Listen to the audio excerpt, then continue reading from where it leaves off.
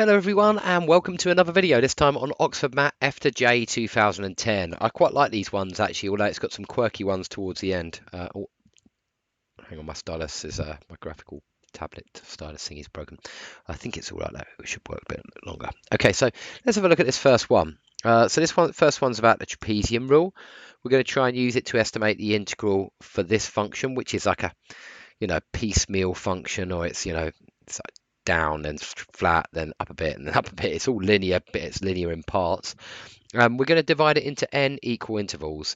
The estimate calculated will equal the actual integral when, well, let's test them all. N is a multiple of 4, so what we're doing then is we're breaking it into like a quarter, a half, 3/4, 1. That's not going to give us the proper area because it's going to give us slightly more, because from a quarter to a half it's going to be above. So let's try the next one. Multiple of 6, so we've got 6 ones this time. Now, okay, you're going to have like 1/6, 2/6, which is a third, 3/6, which is a half, 4/6, which is about here, and then 5/6, which is about here, and then 6/6, which is 1. So the problem is going to be this little bit here, where you're going to get slightly over, so that's no good.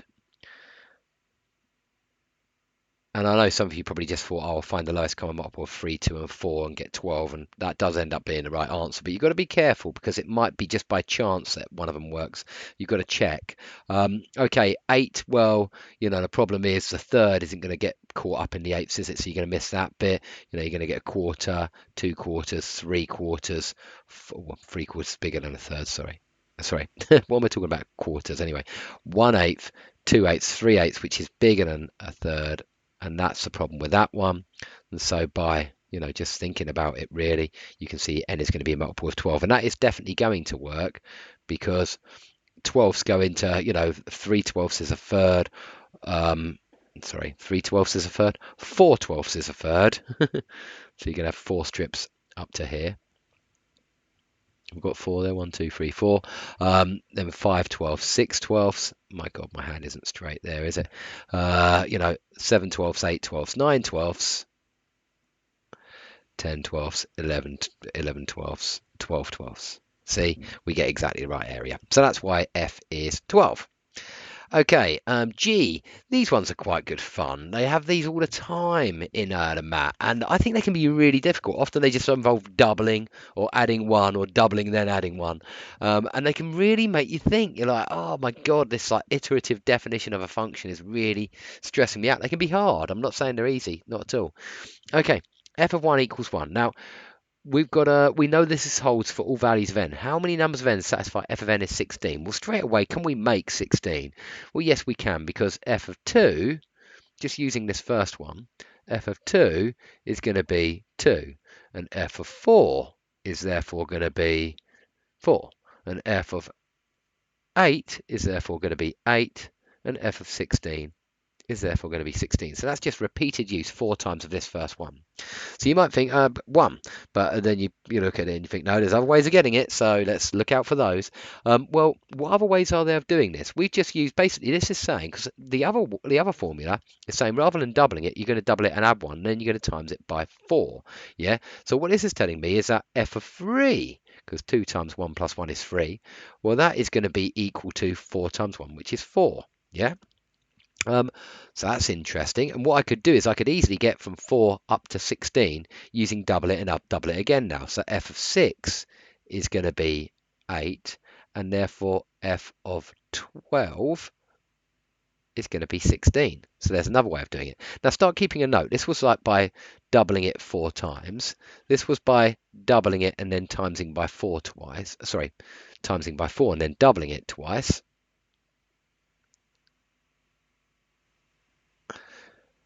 And really all you've got to think is how many ways are there of making 16 with doubling it or timesing by 4, in any order. Naturally, we could have done it, double it, then times by 4, then double it. That is basically f of 2 is 2, and then you're going to do f of 2 times, 2 times 2 plus 1, f of 5 is going to be 8, and then f of 10, therefore, is going to be 16. And naturally, we could have done it at the end, and you'll probably do it faster in the exam because obviously you'll realize what's going on. 2 times 2 times 4 at the end. We could have done that right at the very end. What have we got here? We're going to have f of 2 is 2, f of 4 is 4, but then we're going to have f of 9, because we're doubling it and adding 1.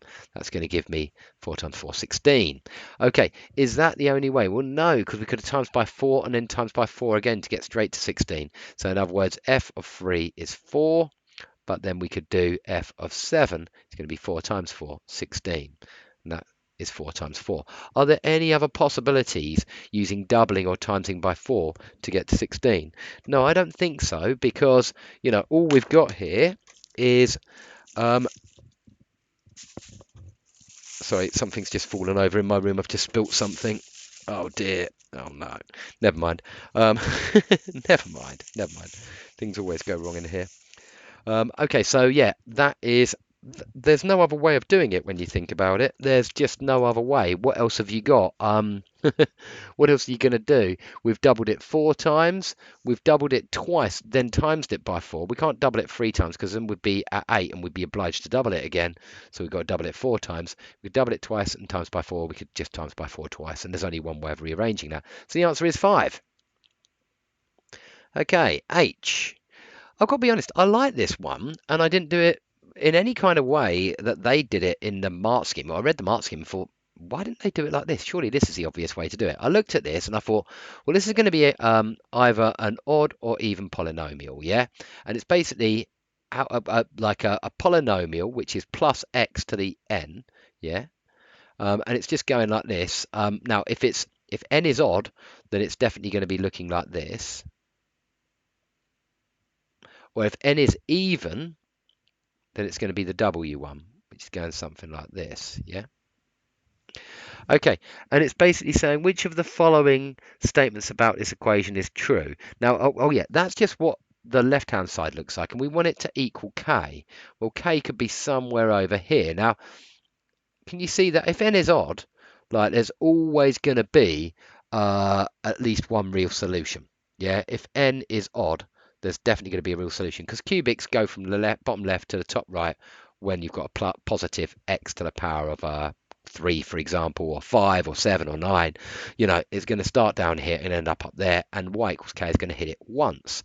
Well, here it's definitely going to hit it once as well. As long as k is greater than or equal to 0, it's always going to hit it once. And that's why I just thought straight away, it's C. If k is greater than or equal to 0, then the equation has at least one real solution. That's the only statement which is true. I don't even look at the other ones. I was just like, it has to work like that. I can't see how it would work anywhere else. I can't see how you'd not have a real solution if k is greater than or equal to 0, bearing in mind the polynomial we've got there. You know, we have to. So that was that one done. And then I read the mark scheme's answer and I thought, what are they talking about? Like, just do it as a polynomial. Okay, so maybe you did it as well like that. Good for you as well. Okay, what are we dealing with here? We're dealing with, when I saw this, just because I saw this in a Tamua paper the other day, I thought straight away, this is the fundamental theorem of calculus. That's what I thought. The fundamental theorem of calculus is written down here. You don't desperately need to know it, but it's kind of useful for this one. But I figure you could kind of figure this out for yourself, that if f is this integral with respect to t going from a to x, then f dash of x is just this this function in here, but with the limit here replaced in there.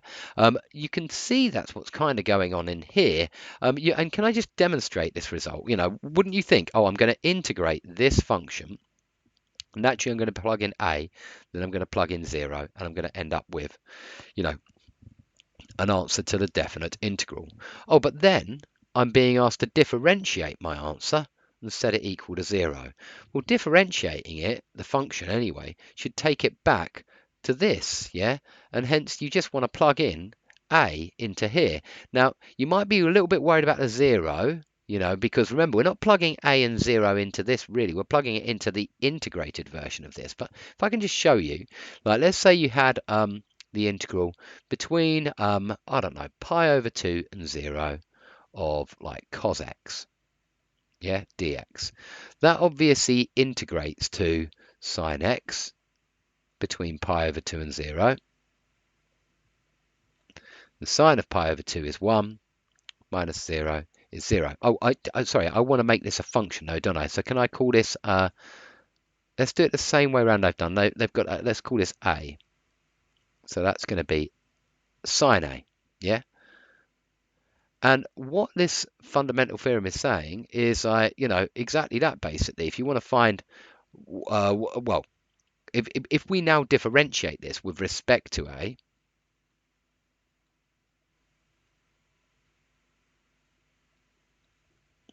we get cos A. We're back to our original function. Do you see what I mean? That's what the fundamental theorem of calculus is telling you. It's saying, if you've got this integral here, this is the case, well, then the derivative of this integral is simply this function here, but with the top limit placed into it. It's f of x. Like that's it. That's what it's saying. So all I need to do is use this idea from the fundamental theorem of calculus. I suggest you look into it. It's called the fundamental theorem of a calculus, so it sounds pretty important. So in other words, di by dA is simply 4 minus 2a squared. And I need to find where that equals 0. And so 4 equals 2a squared. So a squared must be 2, I guess. And so a is root 2. So the answer is B. Done.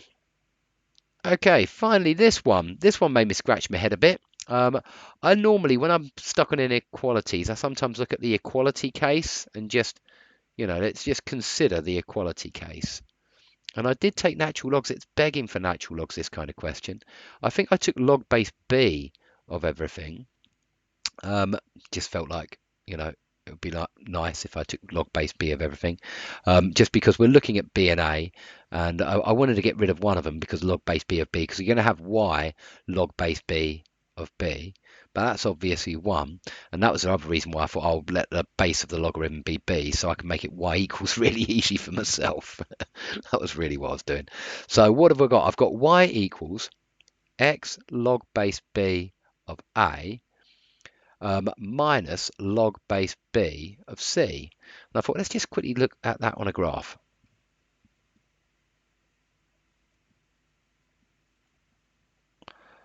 It's obviously a straight line, and it's got a gradient of log base B of A.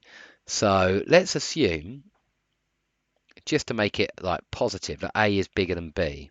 Yeah, just make the gradient positive, and you might draw it then. Going to look something like this, assuming that A is greater than B. Let's have B is greater than C. So let's have C greater than B as well, just to make sure both of these logarithms are greater than well, not negative. Like I don't really want them turning out to be negative at the moment. Not for my argument. It wasn't. This was just how I was thinking about it, basically. So this is minus log base B of C. I really want to just explain the question, and this has a gradient of log base B of A. Now, as you can see, what we've got here is something which has infinitely many positive whole numbers x and y, which would satisfy this inequality, because I could be on this side of the line or that side of the line. Yeah, I can be on either side of the line, but this is going into boundless space, and that's going into boundless space. You can even keep the inequality in there if you like, and have it in there. Let's just quickly keep the inequality in there. So this was like this, and then I rearranged it to make it so it's going to be that way round. Yeah, so we're going to be under the line if you like, but there's an infinite number of positive whole numbers which satisfy that inequality. So I thought, I see where they're getting at now. And then I thought, well, how am I going to avoid there being an infinite numbers? Well, bear in mind we need to be positive. Yeah, and A, B, and C are all positive. What about if I had a negative gradient, I thought? In other words, now how do I get a negative gradient? Well, you get that when you're taking log of a number which is less than 1. Yeah, so we want A to be less than 1, provided, of course, you've got to be careful actually, because what about in the situation if you've got log base a half of a quarter?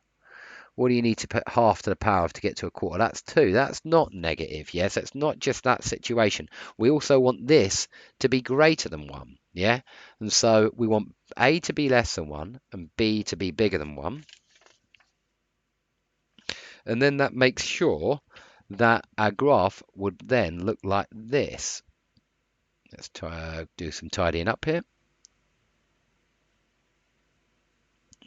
Well, it depends what's going on down here, because it does depend on the value of C.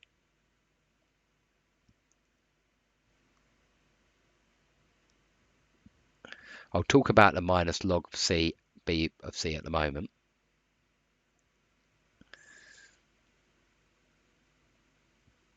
Now, I said C was greater, well, I haven't said anything about C yet actually, but I've said that B is going to be greater than 1, just to make sure I get this negative gradient. I also want Y to be less than this, so I'm going to be underneath the thing, but X and Y are strictly positive. Can you see how I get a finite space here now? That's the key thing, I get a finite space. Now, you might be worried about log base B of C, and rightly so, but bear in mind that firstly, you could have something like this. If we had, now let me get this right. Well, firstly, does it matter? Let's do it the other way around. So we've got it down there like that. If we had it like this, firstly, we want, well, I suppose there is a finite number of solutions because there's no solutions, yeah, because you remember X and Y have got to be positive, and so you can't beat that side of the line. But up here, you can get a positive Y value. I just want to show you that it is possible to get some solutions and not, the silly answer of no solutions here. Because if B is bigger than 1, let's say B is 2, but C is like, it's only got to be positive, isn't it? Let's say C was a half. Well, 2 to the power of a half, 2 to the power of minus 1 is a half. And so you can end up with this being negative, and therefore you're taking away a negative, so that's positive, and so you end up with a positive y-intercept if you're worried about that. But that will give you positive integer solutions. That's the way I saw it. I hope there's no holes in my logic there. Please write under the video if you think there is, because I wasn't feeling uber confident with that one. I got the answer pretty quick using this strategy, and interestingly enough, in the mark scheme they seem to mention it briefly. I didn't have a very good look at it though, but that was the way I was looking at it, and my only concern was with the y-intercept at the end. But yeah, let me know underneath if you think I've made a mistake or anything like that. Thanks for listening. Hope that's useful, and bye-bye.